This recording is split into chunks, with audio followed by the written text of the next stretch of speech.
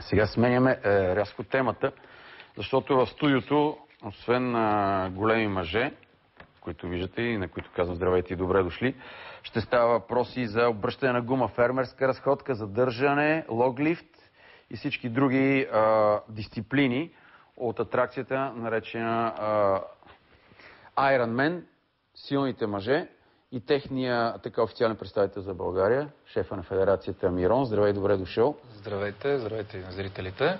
Започваме с теб, защото знам, че някои от събитията от вътрешния календар минаха, но предстои нещо от световен мащаб. И да ни кажеш какви са ни амбициите като българи, като организатори, нас като медийни партньори и на това добре изглеждащо с хубави мускули момче до теб. Вътрешния календар започна. Тая година сме решили да го правим открит, т.е. на всяко от състезанието участват по 2-3 състезатели от други страни на Международната федерация, което определено така прави състезанието много силно, а пък и шоуто за публиката просто е несравнимо. Този силов многобой, който гледаме, откъде е сега? Това е Пазарджик на 17-ти, миналата събота.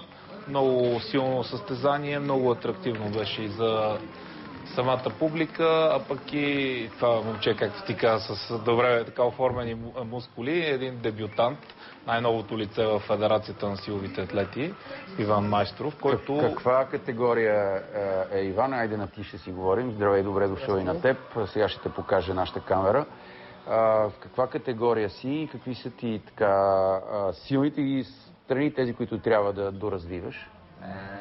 Значи, в момента съм някъде около 100 кг. При ръст? 1,70.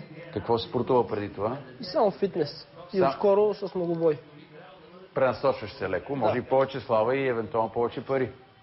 И парите имат време, славата също. Първо постиженията. Така. И от, понеже си дебютант, Мирон, къде му е силата и къде има да се доразвива? Той доста тренировките първо ще има да прави и е направил, обаче най-хубавата тренировка е със състезанията, така че сега още нямам така наблюдение точно къде ще са му най-силните движения, но на общо взето добре се представи на тези 6 дисциплини, които бяха в Пазарджик. Добре се представи, така че още ми е рано да кажа къде ще му бъде силата, пък ако се окаже, че на повечето от нещата така е силен, много по-добре ще бъде и за неговите класирания. Всъщност той какво място зае там? Последно, да. От колко състезатели? И кажи, кои бяха пък всъщност ние си имаме утвърдени имена вече? И утвърдените имена, конкуренцията беше всъщност доста сериозна, защото от българска страна бяха Здравко Занев и Стоян Тодорчев, които са ни утвърдени лидери не само в България, в свободен, а и в световен мащаб. Стоян Тодорчев има няколко победи в Виена и в Сибир. Говорим за кръгово от световно. Здравко Занев, който в момента даже се вижда на екраните, стана пети на категорията до 105 кг миналата година в Китай.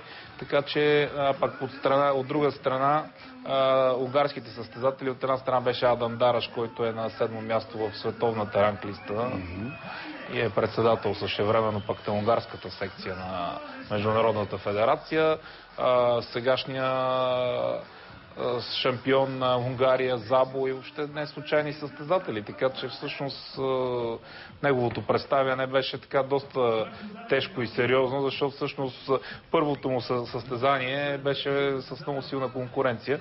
Но пък това е много хубаво, защото колкото по-голяма е конкуренцията, след това и развитието е много по-голямо. Добре, говориш за чужденци силни. Колко, знам, че имаш амбиция на вътрешните кръгове от шампионата да се водят като открити, да идват от големите имена и вече онази далечна, важна цел, кръга от Световната купа. Да се фокусираме върху тези събития. И тя вече всъщност даже не е чак толкова далечна, защото 21 юни и в София е датата. Тази година се води Шампионска лига, кръговете от Световното първенство за набиране на точки за Световната купа. Ще имаме удоволствие заедно с Евроспорт и ние да бъдем част от това медийно отразяване. Добър ли е наградния фонд? Сериозни ли са? Сега в сравнение с някои спортове Не мога да кажа, че кой знае колко добър. 20 000 евро е наградния фонд. Освен това, за спечелили световната титла има допълнителни бонуси, които са още една премия от 20 000 евро, което за други видове спорт не е чак толкова сериозно. Но в силовия многобой така върват нещата. От друга страна пък тая година ще успеем да видим неколкократния световен шампион и шесткратния победител в Арнолд Класик за Друна за Вискас, който е просто в момента... Той е един вид Калян Махлянов Котолошо на сумото. Той е в силовия. Сега се надявам скоро време и Стоян Тодорчев да бъде нещо. Това щях да кажа. Има ли българин, който може да го бие? Стоян Тодорчев има всички възможности да влезе поне в тройката, което на това състезание в България ще е много голям успех. Сега да говорим за първо място при такива изявени състезатели, които ще дойдат тук, най-силните в момента, просто не е сериозно, но ако направим нещо до трето, четвърто място, просто ще бъде много добро постижение. Само за финал ми кажи, има ли допинг контрол и входа за зрителите ще бъде ли свободен? Къде ще е състезанието, за да могат да го гледат в София? Пред Народния театър ще бъде като миналата година, абсолютно вход свободен, шоуто ще е гарантирано, допинг контрол няма. Не се ли притеснявате, че има по-напред в химията от нас държави, които това е част от играта? И в интерес на истината, то там и където има допинг контрол, те много държави вече са много по-напред от нас. И както става с много други неща, всъщност препарати, които сега почват да са забранени и да се включват в тези листите за забранените препарати, се оказва, че хората преди 20 години са ги използвали. Така че, като малка и бедна държава, дето не мога да отдели кой знае колко пари за спорт, защото сега някакво се заблуждаваме, че в Русия и в Америка няма лаборатории, които с това се занимават и кой знае какви препарати вече има, които ние ще ги разберем след 20-30 години. Оставаме си отворена темата за следващото ви гостуване, което наближи пак шампионата. Благодаря на нашите гости. Само с две думи, ще има ли време да покажем? А как не? Добре. Тогава само да кажа две неща, докато закриваме предаването. Едното е да уважим уникалното, поредно, изключително представяне на Котошо. Знаете, българския сумист с това японско име, който стана първи европейски състезател, носител на Купата на императора в Токио, постигната след победа в последния кръг на големия летен турнир в Япония.